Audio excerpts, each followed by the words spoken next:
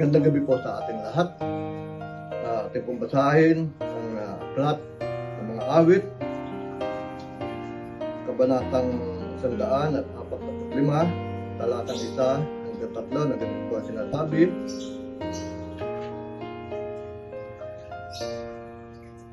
Ang kadakilaan ng Diyos ko at Hari, aking iahayag, aking pupurihin, pasasalamatan siya araw-araw. Di ako titigil ng pagpapasalamat pagpakailanman. Dakila si Yahweh at karapat-dapat siya ang purihin. Ang kadakilaan niya ay mahirap unawain. Tayo po'y sandaling manalangin. Diyos ang mga makapangyarihan sa lahat, kami po'y patuloy na nagpupuro sa iyo, Panginoon. Tinataas po namin ang iyong dakilang pangalan sa gabi nito. Panginoon, nagpapasalamat po kami sa pagkakataong ito na nagkasama-sama muli kami sa aming pananambahan. Salamat po, Panginoon, sa patuloy mo kaming iniingatan at ginagabayan. Salamat po, Panginoon, sa patuloy ng kagalingan ng aming mga karamdaman. Panginoon, sa gabing ito aming nilalapit sa iyo, Panginoon, ang bawat anak mo na may bahagi sa pananambahang ito. Patuloy po na inyong patnubayan at puspusin ng inyong banal na espiritu. Ang kanyang ang kanilang mga buhay, Panginoon, maging ang taong inyong gagamitin sa gabing ito ay upang magpahayag ng inyong banal na salita, naway maging pagpapala po sa bawat isa sa amin. Dalangin din po namin, Panginoon, ang kauwisan ng aming pananambahan at ang banal mong espiritu, Panginoon, ang siyang patuloy na pumatubay sa amin. Maraming salamat po, Panginoon, at ang lahat ng ito'y aming dalangin, pangalan ni Jesus. Amen. Amen.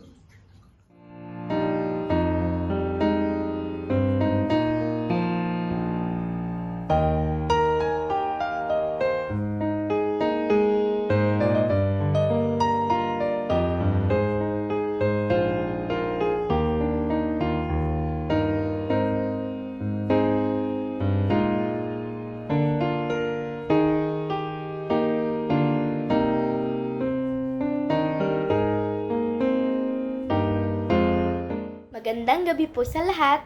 Unang-una po sa lahat, ako po ay nagpapasalamat sa Diyos sa araw-araw na pagbibigay po sa amin ng blessings at pinapatnubayan niya po kami at ginagabayan at sa good health din po.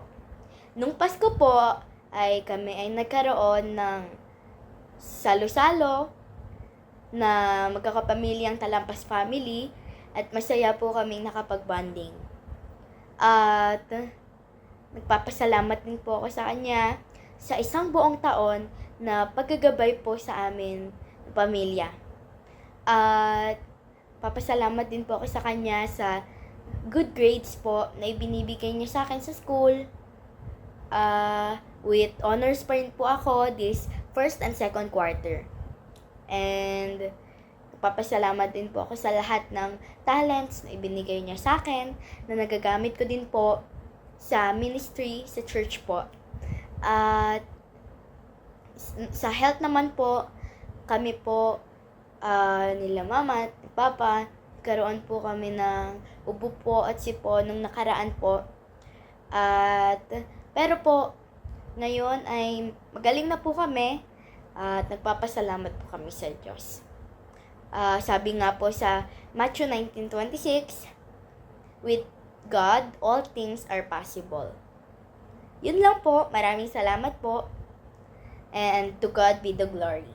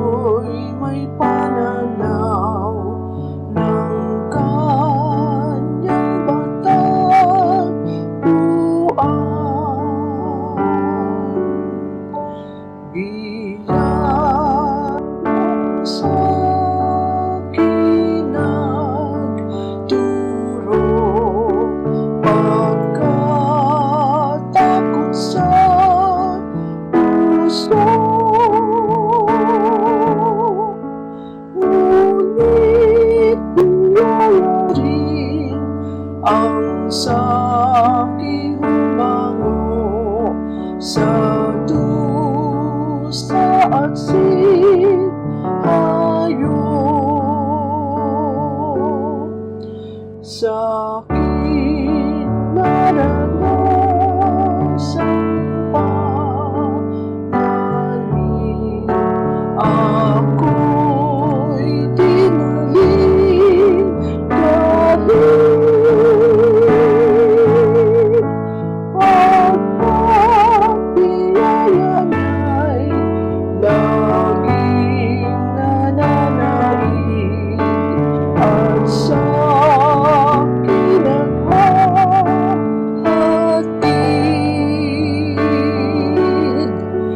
Pangako sa'kin ng Panginoon, sapat buong panahon. Banal niyang salita, kaloobang badhang sa akin siyang kagalingan. Wakas ng buhay ko sa lupa, iikababahala, pagkat pangako niya'y sapat na biyaya, kaya't magtiwala.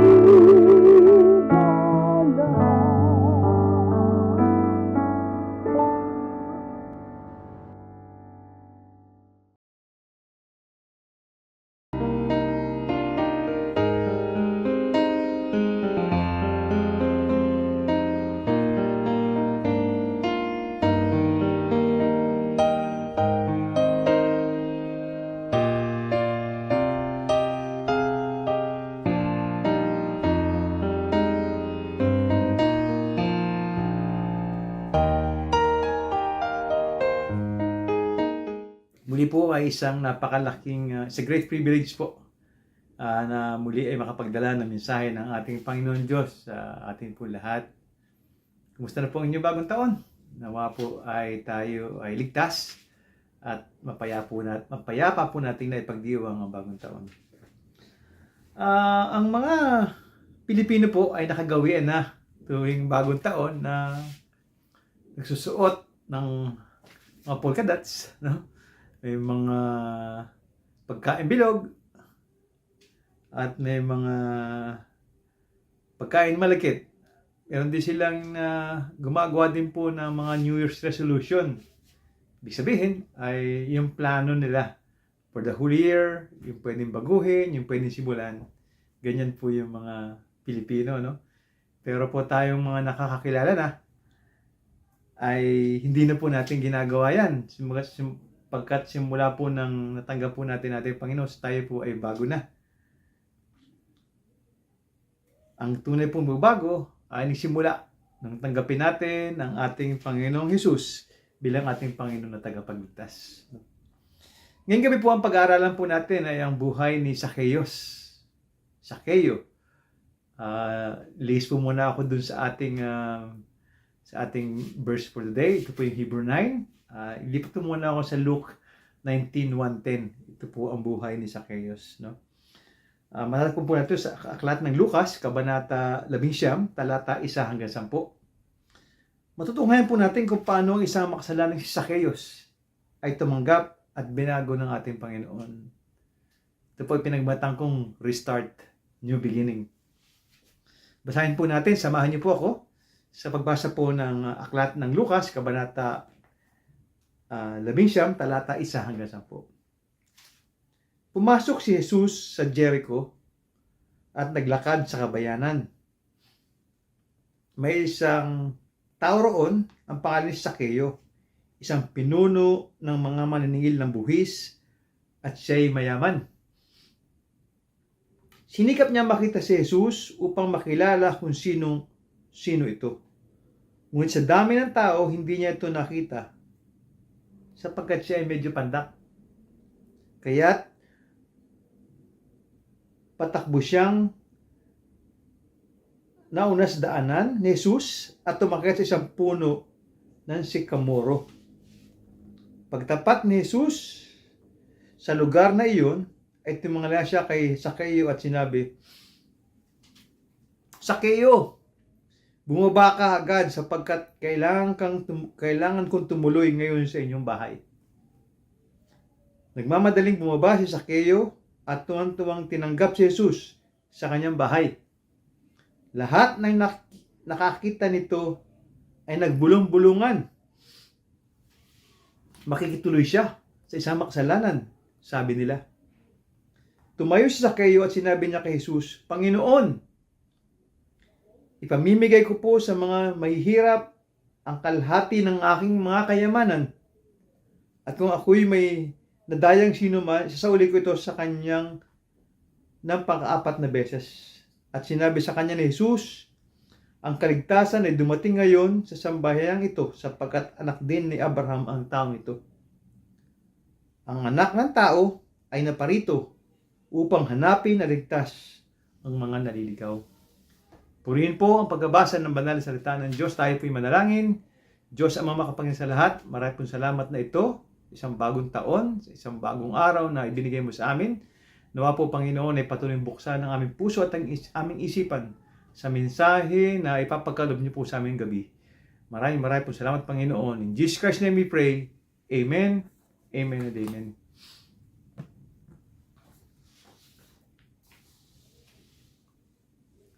Si Zacchaeus po in the Bible ay nagkaroon ng life-changing encounter with Jesus. At ito po ay makikita lang natin sa aklat ng Lucas. Si Zacchaeus po nga ay sinasabi na isang head po ng tax collector. Siya po yung pinuno ng maniningil ng buwis sa siyudad ng Jericho. At sinasabi nga po that the Zacchaeus po Zaccheo is a mayaman, is a rich man. Si Zaccheo po ay tinatatwa ng mga Hudyo at ng kanyang mga kababayan sa mga kadahilanang number 1. Alam po nila na si Zaccheo ay nandadaya sa paniningil ng buwis. They were known for cheating the taxpayers. Number 2, they work from Rome, sa gobyerno po ng Roma. At ang iba po ng mga Hudyo ay sinasabi ng lahat ng tax collectors are collaborators with the enemy and traitors of their own people. No? Talaga pong masama po ang tingin ng mga Jewish sa mga tax collector. Sa talata pong itong ating nabasa, ang nais lang po ni Zaccheo ay makita po ang ating Panginoong Hesus. Zacchaeus wanted to see Jesus as the Lord passed through the town of Jericho. Pero sa kadahilanang medyo pandak o medyo maliit po si Zaccheo, at hindi siya makakakita sa crowd, no? Habang lalakad po ang ating Panginoong Hesus, hindi niya makikita sapagkat siya po ay medyo mababa ang kanyang sukat, hindi siya masyadong katangkaran, ano? Kaya nakaisip si Zaccheo na umakyat po. Dali-dali siya umakyat sa puno ng sikamoro. Zacchaeus ran ahead and climbed the tree. At dito po iniisip niya na dito makikita ko ang aking Panginoong Hesus. Sino nga ba ito na napakasikat, no? Sinasabi po dito na si Zacchaeus po ay did not think himself important enough for Jesus to notice. Hindi po naman niya nasa isip na siya ay manonotice ng ating Panginoong Hesus. Ang gusto lang po niya ay makita, no? Para pong pag may dumada ang artista na tayo nakikipaghabulan upang makita lang natin, okay na eh. At ang pangalawa po ay talagang gustong-gusto niyang makita ang ating Panginoong Hesus. At yun nga po ang ginawa niya, Zacchaeus climbed, no? Siya po ay umakyat sa sycamore tree upang makita ang ating Panginoong Hesus, no? Titigil po muna tayo dito, no? Si Zacchaeus po ay known as taxpayer. Ito po ay magaling maningil ng buwis, no? At siguro madaya din dahil siya ay mayaman at talaga siya kinamumuhian ng kanyang mga kababayan. Pero makikita po natin doon yung eagerness niya, yung enthusiasm, yung sabik na makita ang ating Panginoon. So, bakit mo kaya, no? Siguro po sa simula pa lang itong kwentong ito, ay alam na ng ating Panginoon Jesus, o alam na talaga niya, na makikita niya si Zacchaeus at doon niya ito papababain.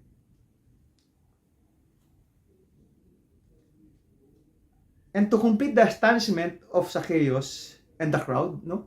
Nung malapit na po ang ating Panginoon Jesus sa puno ng sikamoro, ay sinabi niya sa kay Zacchaeus, come down, bumaba ka dyan, at pupunta ako sa bahay niyo ngayon. No? Napakaganda pong, kung isipin po natin, napakaganda pong senaryo. Nakaakyat po sa taas ng sikamoro, si Zacchaeus, at nakita siya ng ating Panginoong Hesus. At sinabi niya, bumaba ka na, pupunta ako sa bahay niyo ngayon. No? At doon nagtinginan yung mga crowd, yung ibang mga tao. Itong isang makasalanan ang nakita pa, no? Siguro po sinasabi, ba't itong makasalanan pa ang nakita ng ating Panginoong Hesus? After arriving, no, nung pila po ay dumating na sa bahay ni Zacchaeus, he said to Jesus, sinabi po ni Zacchaeus sa ating Panginoong Hesus, behold, Lord, sabi niya, half of my goods, ang kalahati po ng aking kayamanan ay ibabalik at ibibigay ko sa may hirap. At kung sino man ang aking nadaya, I will restore it fourfold, o ika-4 na bahagi, ibibalik ko sa kanya. Dito po ay makikita natin yung act of repentance and faith ni Zacchaeus, na handa siyang ibigay kung ano yung nadaya niya. Handa niyang ibalik sa kanyang mga kababayan, sa kanyang mga napahirapan, sapagkat alam niya na nasa Panginoon siya, ng ating Panginoong Kristo. The example of Zacchaeus, who gave away half of his goods, emphasizes the kind of open-handed generosity that characterizes those whose hearts have been transformed by the gospel. And then, sa dulo po, Jesus then announced the salvation has come to the house of Zacchaeus. For Zacchaeus was also a descendant of Abraham. This indicates that God, all things are possible. Wala pong imposible sa Panginoon. Nothing is impossible to God. Luke 1:37. A rich man like Zacchaeus can be saved by his action. Zacchaeus revealed that he is also a true son of Abraham. Dito po ay talagang ang mga crowd po ay hindi na mapalagay, no? Ano ba ito nangyari? Bakit ang isa pang makasalanan, ang isa pang napili na puntahan ng ating Panginoon? Tandaan po natin sa Luke 19:10, for the Son of Man come to seek and to save the lost. No? Kahit anuman pong kadumi ng ating putik na kinasasadlakan, kahit ano pa pong nagawa natin kasalanan, nandyan po ang ating Panginoong Hesus na nag-aantay sa atin. Lumapit po tayo sa Kanya.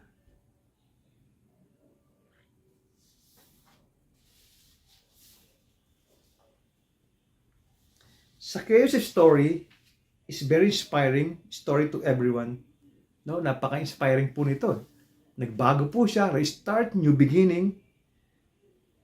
But gusto ko pong dalhan kayo ng 3 points, no? 3 puntos po that could help to better understand Zacchaeus, para po maintindihan natin ang totoong si Zacchaeus.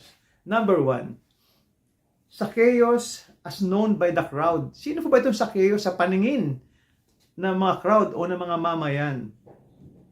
If we look at Luke 18:11, nasulat po dito, the Pharisee stood by himself and prayed, God, I thank you that I am not like other people, robbers, evildoers, adulterers, or even like this tax collector. No? Iba po talaga ang tingin ng crowd sa tax collector.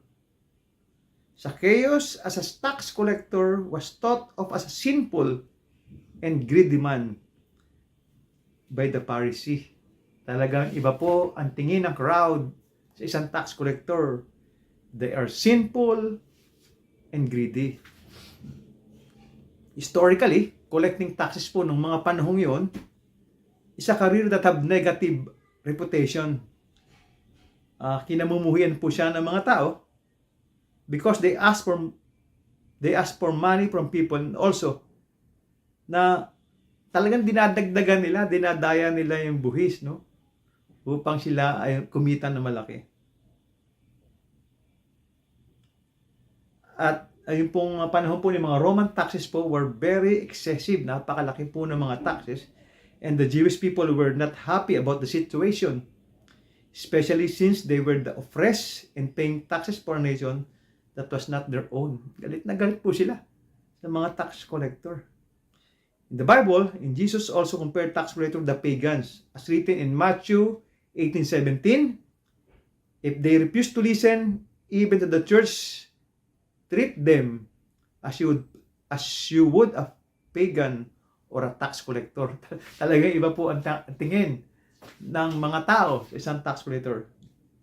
Ito po yung pinapanggalingan ng crowd, kaya po sila galit sa mga tax collector. This is where the crowd was coming from. Zacchaeus was sinful because he was basically a huge na magnanakaw. Magnanakaw po si paningin po ng crowd is Zacchaeus is magnanakaw, no? With the excessive taxes that were being imposed from their hard-earned money, yung kanilang pinaghirapang pera, talaga pong galit na galit ang mga Jewish people at the strong stances against those that collected them. Pero pong nakita po ng mga crowd o yung mga tao ang kasalanan ni Zacchaeus, yung para pong nakita na we tend to see others' mistakes and sin, especially if they are more obvious. No, we are quick to judge. We are quick to judge others but forget to look at our inner selves if we too are sinful. No? Minsan po, tayo din si Zacchaeus at tayo din po ang crowd. Minsan po, dumarating sa panahon, hindi natin nalalaman na we're being judgmental. Na nahusgahan kaagad natin, pero hindi mo natin tinatingnan yung ating sarili. Ako ba ay si Zacchaeus na isang makasalanan? O ako yung crowd na mapanghusga? Dalawa lang po yan. Number 2, Zacchaeus from the perspective of Zacchaeus himself. Ano po ba ang tingin ni Zacchaeus sa kanya mismo? Sa kanyang buhay? Zacchaeus knew about Jesus the whole time po sa Jericho, and he was very excited to finally see him. And siya nga po ay medyo hindi katangkadan. He tried to find other ways in order to finally see Jesus. He did this by climbing a sycamore tree. Napapansin po natin dito na talagang hindi ko man nagkataon na talagang ginawa niyang lahat upang makita niya ang ating Panginoong Jesucristo. Based on this story, we can easily see Zacchaeus' character. He was a go-getter and possibly one of the characteristics and attitudes of tax collector. Talagang masigasig, no? Talagang makulit, masigasig. And sometimes, no, talagang makulit ang mga tax collector, kahit po naman sinong collector, pag nangongolekta na po, makulit po yan, masigasig upang makakuha po ng pera sa iba. And siguro na-realize din po ni Zacchaeus that time, he was trying to find the meaning of his life through Jesus. Gusto niya siguro magbago na rin, no? And he was eager to know the truth about life. Gusto po niyang malaman ang katotohanan ng buhay. Being a tax collector was not an easy job for him because of the nature of his business and because of how the crowd perceived him. And for this reason, he climbed the tree to see Jesus and find the meaning of life. No? Nagkataon po na nandun yung sycamore tree na gusto niya magbago at gusto niyang makita ang meaning ng kanyang buhay. When Jesus told Zacchaeus that he was to stay at his house, Zacchaeus became very, very happy and opened his door right away. This is also an attitude that tells us that Zacchaeus was a man ready to be saved and ready to serve. He opened the doors for Christ and was willing to listen to his advice. Pag kumatok po ang ating Panginoong Hesus sa ating mga puso, papapasukin niyo po ba siya? Katulad ng kapasok ni Zacchaeus sa kanyang tahanan. Bubuksan niyo po ba kaagad? O teka muna. But Zacchaeus, he opened his door for Christ immediately. And he was willing to listen to his advice.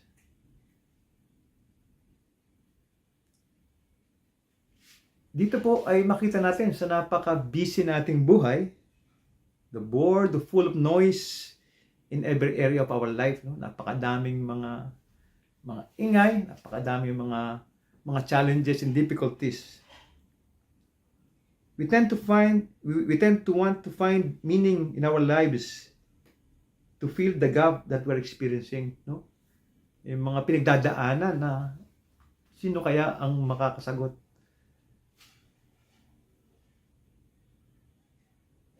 And minsan, lahat ginagawa natin para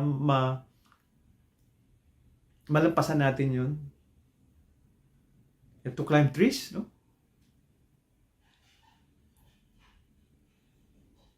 Pero tandaan po natin that Jesus is our better present and our future. Para po sa akin, there's no need to climb a tree to be seen by Jesus. In fact, no? Alam ko po na Jesus already saw Zacchaeus and knew Zacchaeus even before he climbed the tree. Alam na po ng Panginoong Jesus. Andun si Zacchaeus. It is important we acknowledge Him at all times. Kailangan po natin i-acknowledge ng ating Panginoon sa ating buhay at all times. And it is important that we show the sins that we are committed. Pagtapat po natin ang ating mga kasalanan na nagawa. It is written in Luke 3:12-13, even tax collectors come to be baptized. Teacher, they ask, what should we do? Don't collect any more than you are required to. He told them, no? Lahat po na makasalanan ay may pag-asa. Pasukin po natin ang ating Panginoong Hesus sa ating buhay, katulad po ng ginawa ni Zacchaeus. Number 3, Zacchaeus from the perspective of Jesus. Jesus decided to come to the house of Zacchaeus even though he was a sinner. A tax collector at lahat po ay galit dito kay Zacchaeus, no? Pero ang Panginoong Jesus po ay hindi po nangamba, hindi po na baliwala po sa kanya kung anong sasabihin ng crowd. Jesus did not care about how the crowd reacted. Ang ginawa po niya, he continue on and stay at Zacchaeus' house.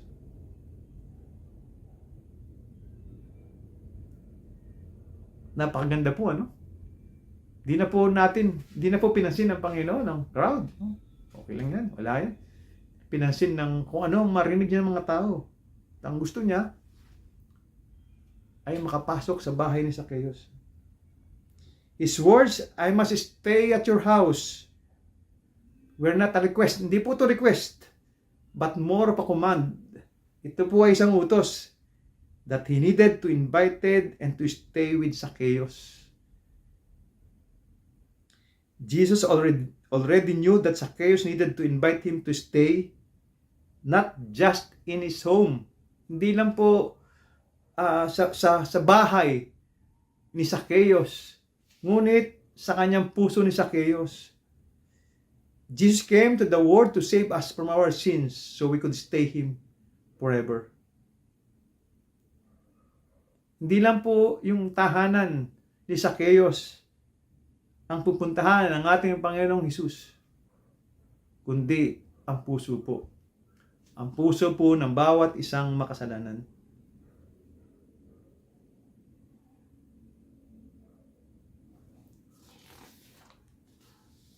We are Zacchaeus, and yet we are also the crowd.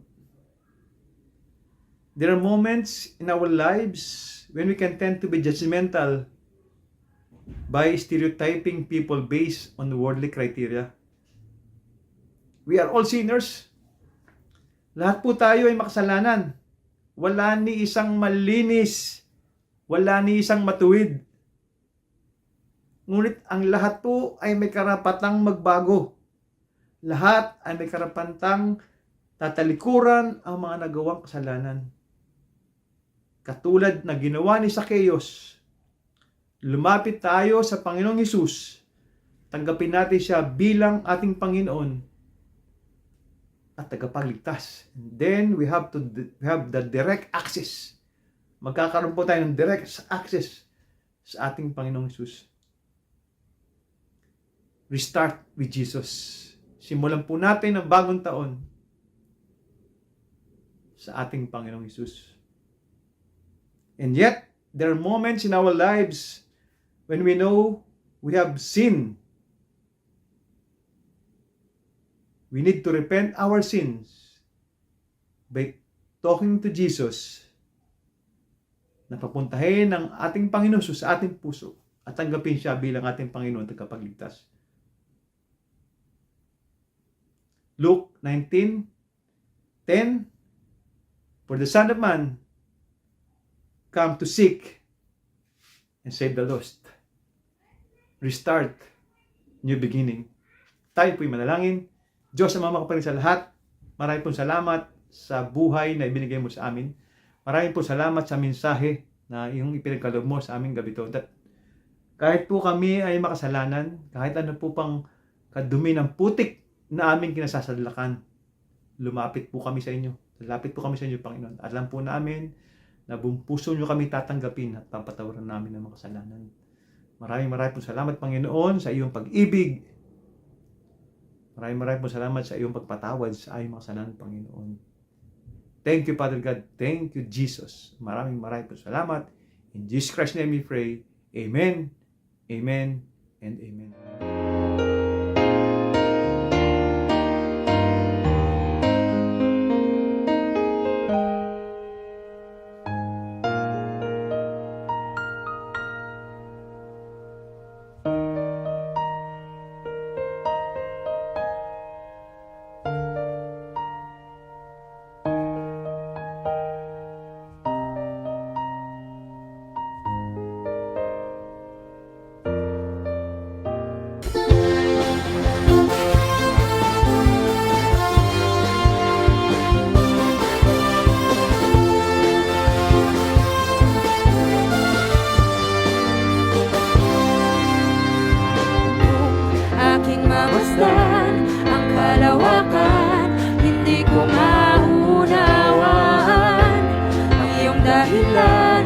Bakit ako'y pinili mo dinalagaan? Di ko kayang isipin, hindi ko kayang sukatin ang pag-ibig mo, Jesus, na iyong binigay sa akin. Salamat, salamat, O Jesus, sa pag-ibig mo. Walang ibang nagmahal sa akin ng katulad mo. Salamat, salamat, O Jesus, sa pag-ibig mo. Ako'y magsasaya sa piling mo.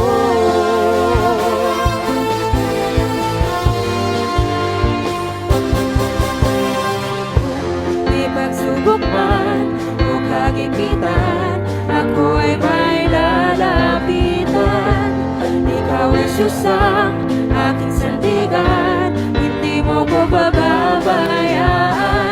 Di ko kayang isipin, hindi ko kayang sukatin ang pag-ibig mo, Jesus, na iyong binigay sa akin. Tayo pong lahat umawit sa Panginoon. Salamat, salamat, O Jesus, sa pag-ibig mo. Walang ibang nagmahal sa akin ng katulad mo. Salamat, salamat, O Jesus, sa pag-ibig mo. Ako'y magsasaya sa piling mo. Buhay ko nang purihin ka, buhay ko nang sa'yo'y sumamba. Wala nang ibang nanaisin pa, kundi pasalamatan ka. Buhay ko nang purihin ka, buhay ko nang sa'yo'y sumamba. Wala nang ibang nanaisin pa, kundi pasalamatan ka. Buhay ko nang purihin ka, buhay ko nang sa'yo'y sumamba. Wala nang ibang nanaisin pa, kundi pasalamatan ka. Salamat, salamat, O Jesus, sa pag-ibig mo. Walang ibang nagmahal sa akin ng katulad mo. Salamat, salamat, O Jesus, sa pag-ibig mo. Ako'y magsasaya sa piling mo. Salamat, salamat, O Jesus, sa pag-ibig mo. Walang ibang nagmahal sa akin ng katulad mo. Salamat, salamat, O Jesus, sa pag-ibig mo. Ako'y magsasaya, ako'y magsasaya, ako'y magsasaya sa piling mo. Amen. Tunay nga po na napakabuti ng Panginoon.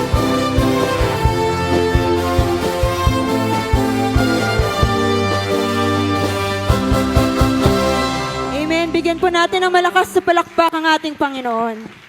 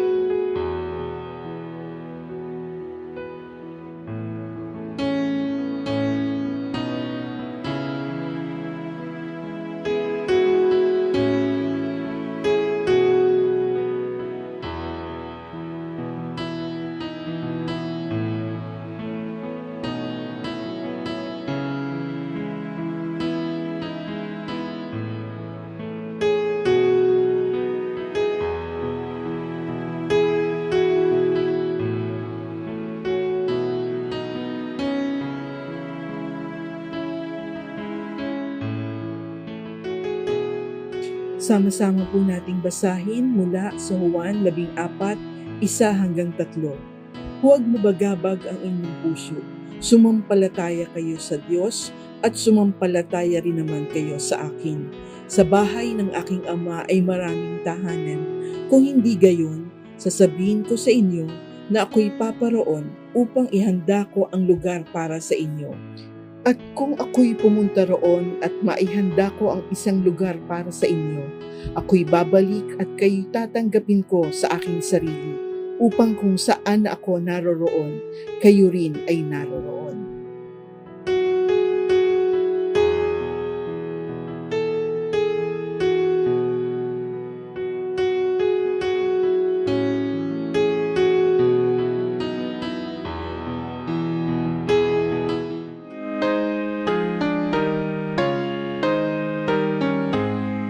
Ang ama'y papurihan,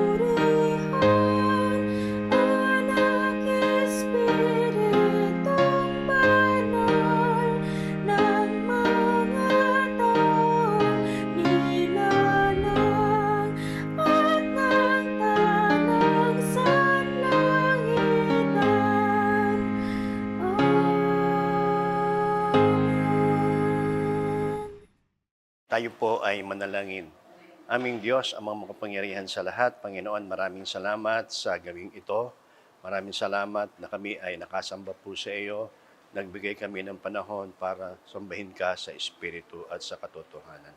Maraming salamat sa anak na ginamit mo na maghatid ng iyong salita. Ay patuloy mo siyang pagpalain, patuloy mo siyang samahan sa lahat ng kanyang mga ginagawa. Sa pagkakataong ito, igawad mo, Ama, ang iyong makapangyarihang bendisyon. Pagpalain nawa kayo ng Panginoon at ingatan kayo. Paliwanagin nawa ng Panginoon ang kanyang mukha sa inyo at mahabag sa inyo. Ilingap nawa ng Panginoon ang kanyang mukha sa inyo at bigyan kayo ng kapayapaan. Mula ngayon at magpakailan-kailanman. Amen.